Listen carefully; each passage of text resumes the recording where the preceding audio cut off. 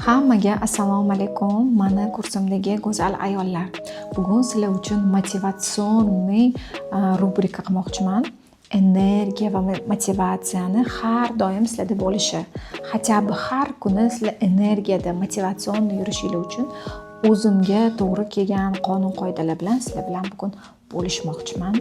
Hamma aytadigan standart gaplarni aytib o'tirmayman. Go'zal bo'lishingiz kerak, harakat qilib ozishingiz kerak yoki to'g'ri ovqatlanishingiz kerak, har kuni yugurishingiz kerak, zalga chiqishingiz kerak. Bular hamma aytadigan gaplar, bu ham to'g'ri munosabat, lekin biza inson biza ayollar doim nozik xilqat bo'ladi. Shuning uchun har doim ularni o'ziga mos kichkina detallarga e'tibor bersak, o'shanda hayotimiz ko'rkam, har doim energiyada yuradigan, har doim motivatsiyaga to'la ayol bo'lamiz. Biz masalan ayol deganda ko'pchilik kuchli bo'lish kerak, sabrli bo'lish kerak, maqsadli bo'lish kerak, har doim irodali bo'lib yurish kerak degan narsalarni aytishadi. Aslida bularning hammasi bitta insonda, bitta ayolda bo'lishi mumkin bo'lgan xislatlardan biri, lekin biz shunaqa qilishimiz kerakki, ayol zotini qo'rqitmasdan, ongimizni, ya'ni aqlimizni charchatib qo'ymasdan unga sekin-sekin vazifalar yuklashimiz kerak. Masalan, mani uyda o'tirgan ayollar kuzatayotgan bo'lishi mumkin yoki uydan ishga, ishdan uyga boradigan ayollar kuzatayotgan bo'lishi mumkin. Bu ular uchun kichkina bo'lsa ham bitta motivatsiya bo'ladi deb o'ylayman. Masalan, men o'zimni yoshligimdan desa ham bo'ladi. Masalan, hech qanaqa negativ ma'lumotlar, xabarlar, ko'rsatuvlardan o'zimni har doim uzoqda olib yurganman. Harakat qilardim g'iybatlarga, masalan, shunaqa davralar bo'ladi, meni charchatadigan yoki meni energiyamni oladigan. Men shularni bilib bilmas his qilardim va o'shanaqa kruglardan qochardim. Va bu menga juda ham energiyam o'zimda qolishiga sabab bo'lardi. Masalan, o'qigim kelgan kitoblarni o'qishga harakat qilaman. Men shuni o'qishim kerak degan narsalardan qochaman, chunki u meni charchatadi, u meni energiyamni oladi. Boshlagandan ko'ra o'sha kitobni o'qimayman, o'zimga yoqadigan, o'zimni kasbimga, o'zimni yo'nalishimga mos kitoblarni tanlab o'qishga harakat qilaman. Bu ham meni energiyamni o'zimda qolishiga sabab bo'ladi. Masalan, shunaqa eshitganman, har bir insonda butun bir energiya berilmaskan, ya'ni bir kunlik energiya berilar. Ya'ni 100% sizga bugun men uchun 100% energiya berildi. Men bu energiyani nimaga sarfladim? Masalan, men bugun ertalab 1 soat yurdim. 1 soatdan sal kamroq yurdim. Keyingisi o'zimni mashqlarimni qildim, trenirovkalarimni qildim, vitamin badlarimni ichdim va qolgan vaqtimni syomkaga bag'ishlayman dedim. Bugungi energiyamni, 100% energiyamni to'liq va chiroyli chiqazib olishga harakat qilyapman. Keyingisi, masalan, hamma insonlarda men bugun boshlayman zal, men ertaga boshlayman, men ertaga kitob o'qiyman degan narsalar hayotimizni yana ham og'irlashtirib, yana ham bizada energiya o'g'irlaydigan kichkina bizani parazitoviy anlarimiz desa ham bo'ladi, xayol, fikrlarimiz, muammolarimiz desa ham bo'ladi. Men nima maslahat bergan bo'lardim? Men shunchaki sizlarga siz kitob o'qimoqchimisiz? O'zingizni aqlingizga yetishingiz kerak. Keyin hozir o'zimizga yoqadigan kitobni sotib olamiz. Shunchaki sotib olishdan boshlagan bo'lardim. Masalan, men bugun nima kitob o'qigim keldi? Men bugun Magnit ayol degan kitobni o'qigim keldi va shuni sotib olishga boraman. Shunchaki sotib olishga borasiz. Va u kitobni sotib oldingiz. Ichini ochish aqlingizga yetasiz. Ichini ochib ko'ringlar, ichini ochasiz va bitta betidan boshlaysiz. Mana shuni o'qib ko'ringlar. Shunchaki bir bet o'qiganingizda aqlingizda mushaklar paydo bo'ladi yoki neyronlar ochiladi. Bu ham sizga qanchalik sizni oldinga intilib, motivatsion, energiyada yurishingizga yordam beradi. Shunchaki bir betli kitobni o'qish ham bu ong uchun, aql uchun katta mashq hisoblanadi. Keyin ikkinchi betini o'qiysiz, keyin uchinchi betini, keyin to'rtinchi betini, shu bilan kitobni qanaqa tugatib qo'yganingizni o'zingiz bilmaysiz. Hammani xarakteri, hammani o'zini qobiliyatlari, o'zini talantlari bo'ladi. Hamma individual inson.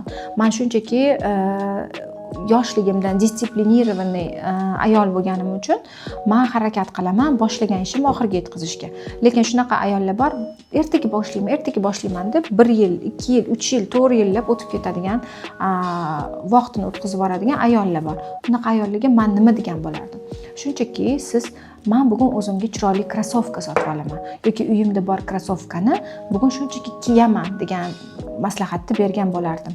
Chunki aqlga qancha oson ishdan boshlasangiz, kichkina maqsadlar qo'ysangiz, u katta maqsadlarga aylantirib beradi. Chunki kichkina mana bugun krossovka kiyganingizdan keyin aql aytadi, "Voy, sen krossovka kiyding" deb aql xursand bo'ladi. Siz uni xursand qilgan bo'lasiz va shu orqali sekin-sekin zalga borasiz, yugurishga chiqasiz. Har kuni kichkina narsalardan boshlashingiz maqsadingizga, katta maqsadlarga yetishga sizga yo'l ochiladi. To'g'ri ovqatlanishga qanaqa kelganman? To'g'ri ovqatlanishga men o'zi sal palapartish ovqatlanardim. Oldin nima oldimda bo'lsa, o'shani ovqatlanib ketishga harakat qilardim. Keyin o'zim uchun ko'p motivatsion, har xil blogerlarni, har xil dietologlarni, nutritsiologlarni videolarini ko'rib, podkastlarni ko'rgandan keyin o'zimga sekin-sekin to'g'ri ovqatlanish kerakligini uqtirganman. Kichkina narsalardan boshlaganman. Masalan, bugun avokado yedim. Ertaga tuxum bilan yeyman.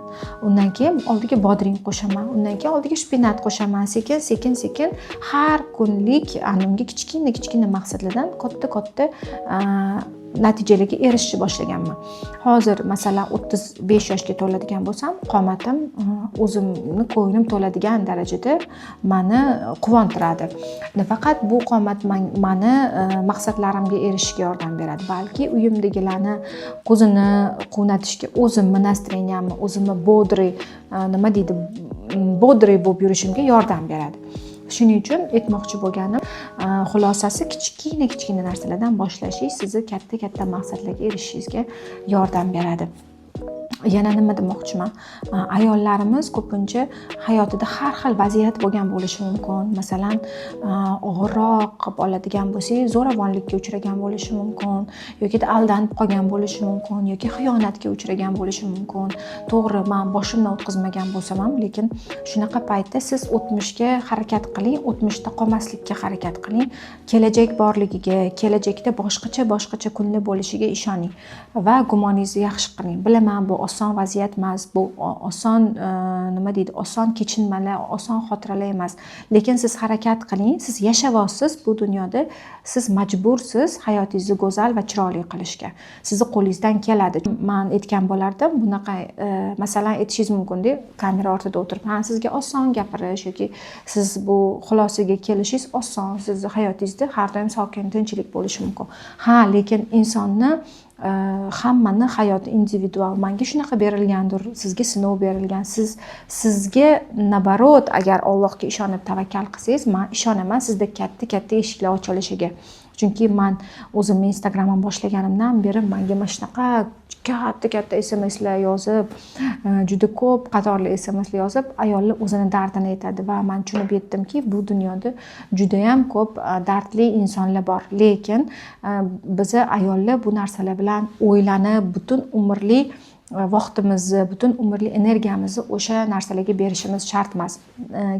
Energiyangizni nimaga qaratsangiz, o'sha narsa ya'ni natija maqsadlar ham o'sha narsaga ketadi. Masalan, sizni hayotingizda zo'ravonlik bo'lgan, siz butun umr o'sha zo'ravonlikni o'ylab yuradigan bo'lsangiz, bilingki, hayotingizni kelajagi ham o'sha narsaga bog'liq bo'ladi. Siz unutib, "Ha, meni hayotimda shunaqa bo'ldi", bu narsani qabul qilib, Allohga tashlab, keyin kelajagingizni o'ylasangiz, men ishonaman, bu narsa yana ham kelajagingiz porloq va go'zal bo'lishiga. Uyquni norma qilishimiz kerak. Menda shunaqa kitob o'qigandim. "Почему мы спим" degan. Menga buni sarlavhasi yoqqan. "Почему мы спим". Ya'ni biz nimaga uxlaymiz degan narsa meni qiziqtirgan. Ha, nimaga biz uxlaymiz deb men kitobni oxirigacha o'qib tugatganman. Hozir men rasmini qo'yishga harakat qilaman.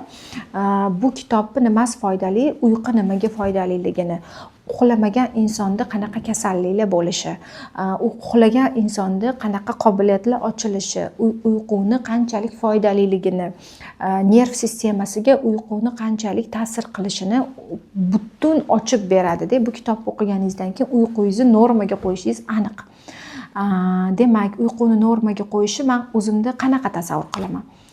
Ya'ni qanaqa o'zimda qo'llayman. Masalan, bir xillar aytadi, "Meni bolam bor, qaynonam bor, uxlashga qo'ymaydi." Menda ham shunaqa bo'lgan. Masalan, birinchi kuni men bolalarimni 8 dan soat 7 dan boshlab uyquga tayyorlayman. Hozir biz uxlaymiz, sekin hozir biz uxlaymiz deganman, shu 7-8 bo'layotganda bolalarim uyquga tayyorlangan va shu yo'sinda men o'zim 10 da uxlashga harakat qilganman. Ya'ni bunga yillar davomida kelganman. Harakat qilaman 10 da, uzoq 11 da uxlashga. 11 da uxlayman va men o'zimga shunaqa nima deydi,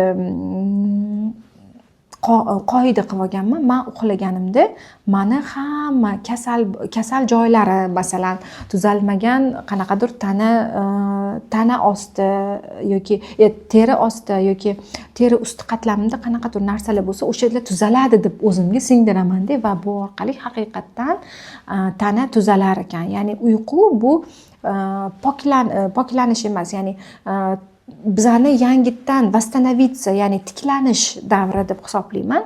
Uyqu bu yarim o'lim deyiladi bizani dinda va uyqudan uyg'onganimga, ya'ni o'limdan qaytganimga doim, tirilganimga doim xursand bo'laman, chunki aytaman, voy men bugun o'lmasdan qoldim, men bugun sog' qoldim va men bugungi kunimni yaxshi narsalarga bag'ishlashga majburman. Ya'ni menga bittagina imkoniyat berildi deyman-da. Shukr qilganimda men bilaman umrim uzayishiga, oldimdagi katta maqsadlarni ushalishiga men xayolan tasavvur qilaman va bu sizga haqiqatdan yordam beradi. Hayotingizda kichkina narsalarga shukr qilish bu haqiqatdan ham katta narsa, katta natijalarga olib kelishiga men tirik guvohman. Men o'zimda kichkina narsalarga shukr qilganimda katta narsalarga qanaqa erishganimni bilmay qolganman. Bu haqiqatdan mo'jizaviy tarzda bo'lgan. Yana bitta umrimda, ya'ni umrim davomida qo'llaydigan bitta qoida, doim yurishga harakat qilaman. Doim 10 mingdan ko'proq shart yurishga harakat qilaman. Bunga ham sekin boshlaganman. Masalan, birinchi 1000 qadam yurganman, keyin 2000 qadam yurganman, keyin 3000. Shunchaki begovoy дорожка bo'lish shart emas sizda. Maxsus yuguradigan yo'loqcha bo'lish shart emas. Shunchaki hovliga chiqib, masalan, hovlim 5 sotix bo'lsa, o'sha 5 sotixga aylanib yurardim. Yukida ketardim, masalan, Yunusoboddan Chilonzorgacha ketardim. Shunaqa vaqtlar ham bo'lgan. Ya'ni bu vaqt ichida men harakat qilardim. Qanaqa yurishga, tizimli yurishga. Chunki yurayotganingizda insonda juda katta energiya ajraladi. Bu energiya orqali sizda katta maqsadlar, nima deydi, bu bitta tema desa ham bo'ladi. Ya'ni yurish katta energiya ajralganda, bilasiz, energiya pul chaqiradi, energiya sizni maqsadlaringizga olib boradi, energiya sizni doim motivatsiyada yurishingizga olib keladi va shuning uchun ham meni energiyam ko'p deb o'ylayman. Yurish bu juda ham bitta mo'jizaviy holat. Yurishdan oldin albatta siz o'zingizga zapros berib qo'yishingiz kerak. Ya'ni qanaqa? Masalan, men bugun o'zimni bilmoqchiman. Men ya'ni kimman? Men bu dunyodagi missiyam nima? Meni qalb kasbim nima degan holatlarni siz zapros orqali berib qo'ysangiz, energiya onga, ya'ni shunday zapros ketadi va onga ostingizda siz bolalikdagi xohishlaringiz, podrostok paytdagi xohishlaringizni qo'shgan holda sizni hozirgi missiyangiz kelib chiqadi va bu esa sizni haqiqatda ichingizdan siz kim bo'lishni xohlayotganingiz kelib chiqadi va ishoning, siz qalb kasbingizni topasiz. Men ham shu orqali qalb kasbimni topganman desam ham bo'ladi, chunki juda ham ko'p yurganimda menda zapros shunaqa bo'lardi. Men kimman? Meni missiyam nima? Men o'zi psixologiyani bitirganman, aytgan edim.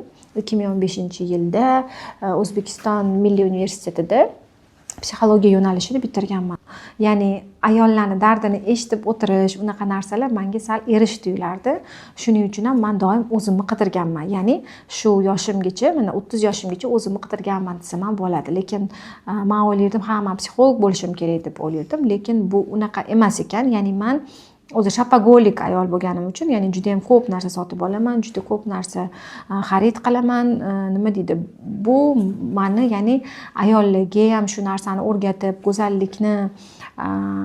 go'zallikni ulashadigan to'g'ri kiyinish, to'g'ri uslub tanlash, to'g'ri yo'nalishni tanlashni dars berishim, ya'ni bu yo'lda ketishim meni qalb kasbim ekan. Men shuni bilmagan ekanman. Ya'ni shu yurish orqali, savollarni to'g'ri berish orqali menda shu narsa kelib chiqqan. Demak, aytmoqchi bo'lganim, siz ham bu narsani qo'llang.